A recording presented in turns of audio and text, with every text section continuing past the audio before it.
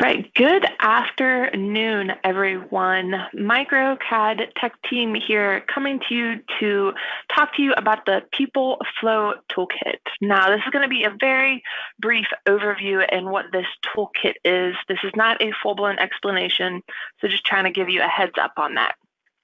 So, generally speaking, what is, actually, let me back up on that. The People Flow Toolkit. So this was released approximately late September, early October of 2020.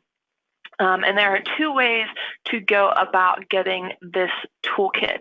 So if you are in your Autodesk account on your preferred internet browser, you're going to go to Product Updates, and then you're going to go to Older Updates, because at this point it is past that 30 days. Scroll down until you find your People Flow Toolkit for both Revit 2020.2 and 2021. It's going to look like this on your screen. Go ahead, download those, get those installed, and then you can start using them. At the same time, if you do use the Autodesk desktop connector, you will, and you are familiar with this, you will certainly understand this interface that you are seeing in the moment. Sorry, I completely lost my train of thought. And there will be the Products tab and then Updates if you do have any. So if you are running your updates through this, you might already have this and you just don't know it. So with that, I am going to jump into Revit and give you a little bit of a preview of what some of this stuff does. And as reference, I am using the Revit 2020.2. You can also use this in Revit 2021, but unfortunately, behind that, you cannot use it. And a little aspect I did forget to mention, this is free with your AEC collections. So get that toolkit installed and use that to your advantage. So once you do install this, it's going to live on your Analyze tab. So we're going to go there, and then I'm actually just going to bring this out for the moment.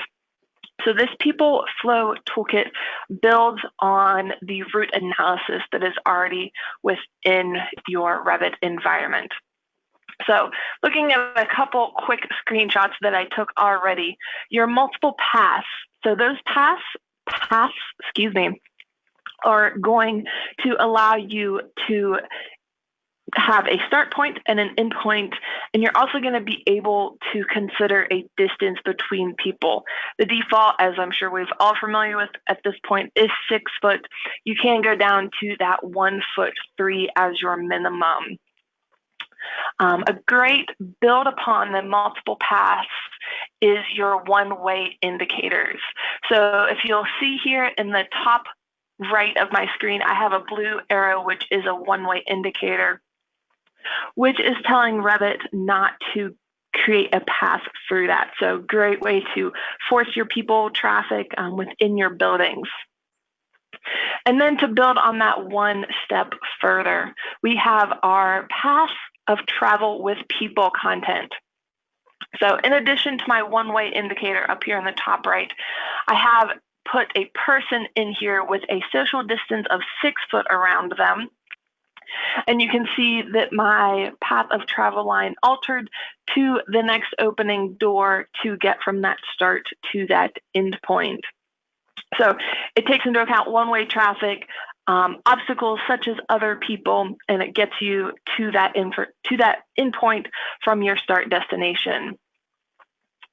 Another great aspect of this People Flow Toolkit is our spatial grid.